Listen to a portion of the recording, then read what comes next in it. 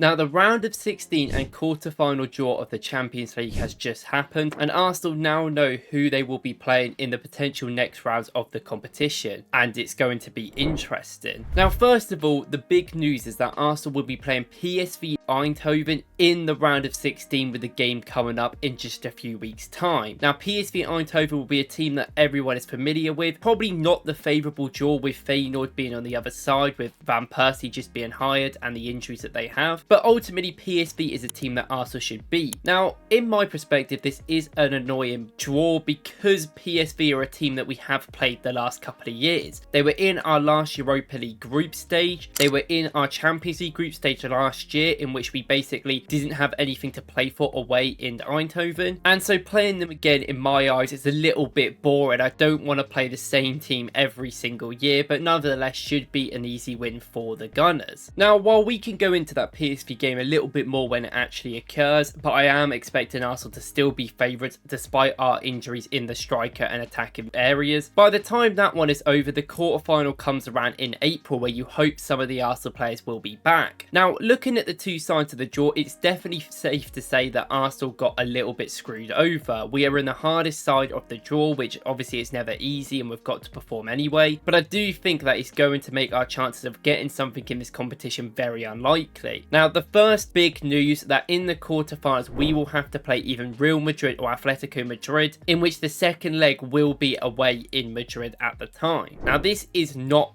a very good draw. These are probably two of the teams you want to avoid the most in the competition. Not only have they both been fighting for the title back and forth as well with Barcelona, but Atletico are still a very good defensive side that still managed to score a lot of goals going forward in certain games. And we all know what Real Madrid can do. They absolutely dominated Man City in the game at home. Mbappe, Bellingham, Vinny Jr., Rodrigo are all going to cause an absolute mess on the transition, which is something Arsenal are still not the best at defending. We are much better than we were before, but it's still something we are going to struggle with. Now, you can look at this in two different ways. Obviously, it may be a bit of a benefit going into that game because we are going to be the underdogs. Last year when we played Bayern Munich, I felt that we could beat them, and even when the games happened, maybe away we weren't really good enough, but at home I definitely thought we were good enough to beat them and get that game to extra time over the two legs. I think if Arsenal had matched up against most of the teams in this draw, I think Arsenal would be able to go far over two legs. I think we're very good defensively and can stop a lot of teams while nicking goals from stuff like corners and set pieces, which these teams aren't necessarily the best at defending. Now, not only are Real Madrid and Atletico Madrid probably playing ways that counter us, as in transitional style play, and Atletico are very dogged and quite a mid-block physical team, which we know we struggle with. We haven't really seen Arsenal have a game like this in a long while. Now, of course, we've obviously got to beat PSV, you know, don't get ahead of yourself too much, but it's only natural and normal to look at the stuff that could be in head. We got to the quarterfinals last year, and I think if we got to the quarterfinals this year and lost to one of the Madrid sides, people wouldn't be too upset. I think they'd be pretty understandable with that, and that may benefit us when we go to these games, but I do think it is going to be a hard task. Now, ultimately, losing is learning in a lot of aspects, and I think in the Champions League, it's still uncharted territories for not only Arteta, but most of the squad. A lot of these players haven't necessarily got that experience in the Champions League, especially in the latter stages, and even last season, I always mention it, but that Porto game, we were so nervy, especially experienced defenders like Saliba. I felt Ben White was quite nervy in these games, and it only makes sense. They haven't really played in that sort of environment ever in their career, so it is going to be a little bit harder. This is something that only can be learned from these games being played, and we have enough good players to cause some considerable problems, I think, for these teams if we do get that far. But I have the perspective of we go into it with nothing to lose. I mean, it was quite a long shot that Arsenal were going to win the Champions League this year, I think, with the injuries that we have, and the draw hasn't necessarily been favourable to us past the first round. We've got PSV, which overall is quite an easy draw. I know it could have been them or Feyenoord, but I'll still take that at the end of the day. And look, if we can beat any of the Madrid sides in two legs, I think I'd rather play them over one leg, especially at the Emirates. You know it's going to be bouncing if we can get there. You've got to be confident going into any of the other games after that. Now, that is where we lead on to the rest of our draw. The side of our draw also has PSG, who will be playing Liverpool, and Club Brugge will be playing Aston Villa, so one of them teams will get to the semi-final on our side. Now, compared to the other side where there is good teams like Inter, Bayern and Barcelona, I think them teams are a lot easier to get at, maybe other than Inter, but I think overall I would rather be on that side. You've got Liverpool, the most dominant team probably in Europe right now. Okay, they're not clean and we've had our disagreements about necessarily how much luck has come into play, but Salah is incredible and their team, especially going forward, have been incredibly good at creating chances. So they're not a team you really want to play over two legs. PSG are exactly the same. When we played them, they were pretty bad and they weren't physically great to match up against, and I still think that they won't go far in this tournament, so that probably won't be a worry because of that physical nature. But they are an incredible transitional based team, have an incredible attack that have really learned how to click with Dembele, Desir Douar, obviously Barcola, and now Creature Kvaratskhelia who's come in. So it's